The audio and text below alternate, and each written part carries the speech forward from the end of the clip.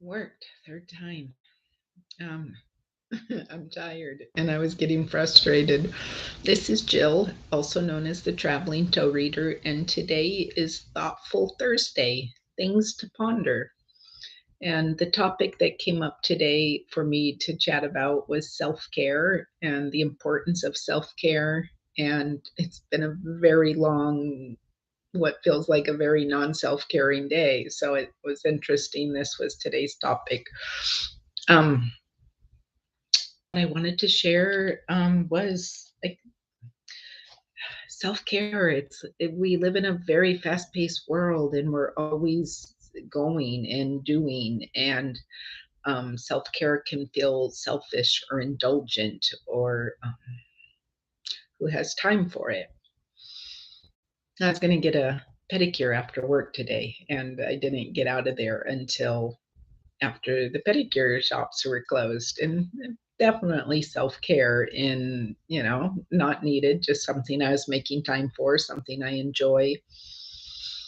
um and I did not want to do this video tonight. I'm tired and I was having a hell of a time getting online, getting it to go. And I realized this is a commitment I made. And this is also self care in following through with something I started and committed to, and um, not doing it. And I realized that's self care, and following through with something I created and care about. And I have not really an idea why I'm doing it, except um, I just am. I'm just bringing you along with me for the year of my 55th trip around the sun, and um, seeing what changes come about as I continue to step into living a life filled with more of what I love.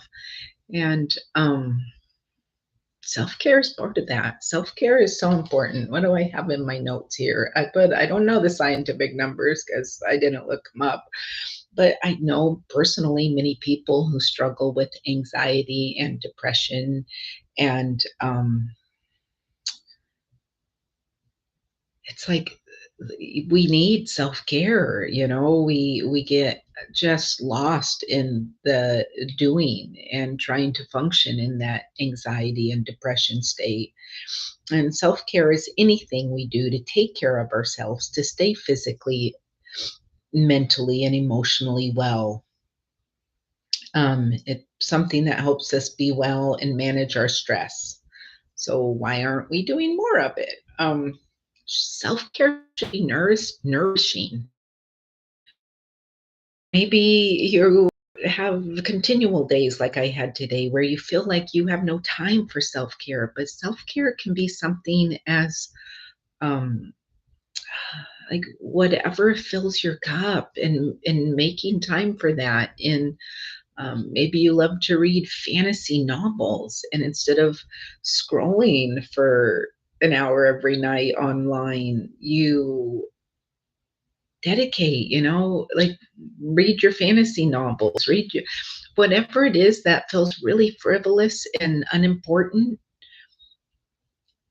You like, if we make time for that, it benefits us in ways that um I have here, that it doesn't prevent stressful happenings in our life, but it can create a space and the ability to deal with these stressful things, to where we're in the stressful moment, we stay present and we're able to function and process and work through whatever's happening in our lives without becoming overwhelmed, because we're already in running on empty, if that makes sense. And so self care can be any number of things. It's different for all of us because we're all individually different with our desires and needs. And so um self-care for me is going to be to go take a hot shower after I get done with this, and just breathe and just know that um